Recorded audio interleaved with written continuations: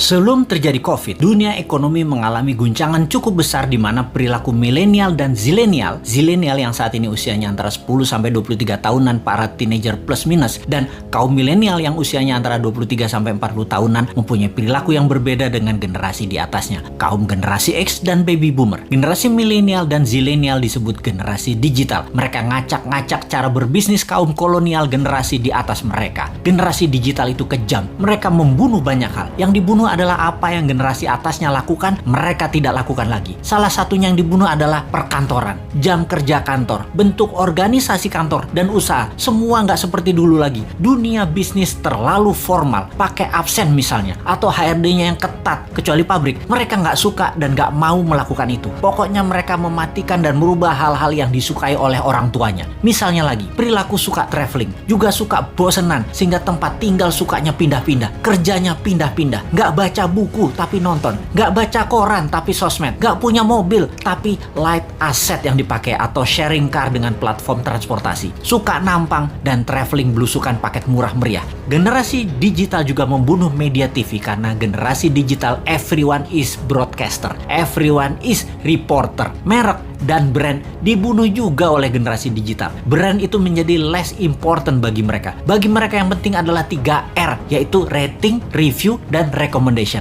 Lalu masuk masa COVID. Mendadak dunia bisnis menjadi harus digital. Tepatnya dipaksa menjadi digital. Dipaksa jualan lewat platform marketplace. Dipaksa jualan lewat iklan di sosmed. Dipaksa menggunakan gadget di tangan bisnisnya. Dunia UKM Indonesia tidak banyak yang siap. Tidak banyak yang paham. Dan dunia bisnis selama pandemi yang tidak janji kapan berakhirnya, kapan herd immunity-nya tercapai, tidak tahu kapan dunia terbebas dan menyelesaikan pandemi ini, maka dunia brick and mortar, dunia bisnis bata dan semen menjadi terancam. Apa saja dunia bata dan semen itu? Seperti gedung sekolah, tempat wisata, hotel, ruko, mall, perkantoran, crowd gather event seperti bioskop, konser, sport event, musik event, MICE, semua menjadi menggantung bisnisnya. Dibuka nggak terlalu untung, ditutup pasti rugi.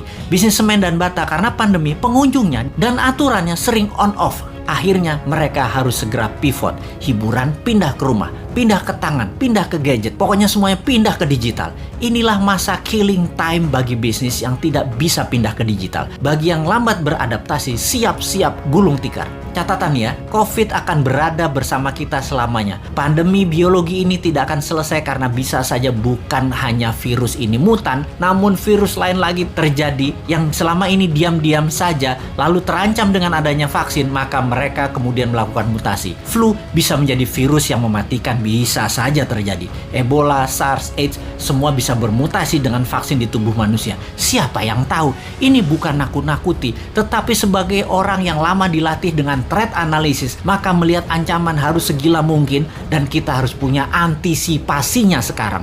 Jadi, tidak ada kata post pandemic, yang ada adalah bagaimana mengambil peluang dan tetap survive di masa ini. Selama 5 tahun ke depan, masa kegelapan sebagian dunia bisnis mungkin bisa lama terjadi. Sekali lagi, sebagian dunia bisnis lama masuk masa kegelapan dan akan musnah. Dalam 5 tahun ke depan ada 30% macam bisnis baru dan ada 30% macam jenis pekerjaan yang baru lahir. Dalam 10 tahun ke depan ada 60% pekerjaan yang sekarang ada musnah dan ada lebih dari 60% pekerjaan baru yang saat ini belum ada macamnya akan muncul. Yang paling parah adalah pemerintahan. Kalau menggunakan cara lama, pola pikir lama, banyak negara yang akan musnah. Inilah yang mau kita ingatkan ke depan. Pastikan calon pemimpin ke depan mengerti apa yang akan terjadi ke depannya nanti. Calon pemimpin ke depan harus punya tim yang solid dan berpengalaman dunia internasional. Calon pemimpin ke depan tidak hanya dia populer, tapi dia paham dan terbukti bisa menjadi pemimpin visioner dan leader yang tegas. Kalau dilihat di etalase saat ini yang akan memimpin ke depannya, masih banyak hal yang harus mereka buktikan. Seperti yang saat ini deh, ternyata di awalnya sangat bagus program kampanyenya, baik incumbent maupun penantangnya. Ketika keduanya bergabung dalam satu wadah, sama COVID aja keok. Sebelum COVID aja sesungguhnya sudah tren turunnya. Tambah COVID, jadi minus. Tambah lagi, kalau perang Tiongkok-Amerika jilid 2 terjadi, bengek bernegaranya pasti. Tambah fakta lain lagi, yaitu perang biologi pandemi ini berkepanjangan, kejet-kejet gejala stroke bernegaranya. Belum lagi, yang sejak 4 bulan yang lalu kita dengungkan, perang cuaca yang bisa membuat kelangkaan pangan terjadi. Wes ambiar bernegaranya kalau tidak bisa membuat antisipasinya. Jadi, kita ngeledekin incumbent, kita lanjut ngeledekin oposisi yang tidak memberikan solusinya. Kemudian apa solusinya New Mind? Sabar, sebentar. Ini lagi celingukan kiri kanan ngecek ada agen globalis tukang siomay nggak bawa HT di depan rumah. Gue mau beli dulu.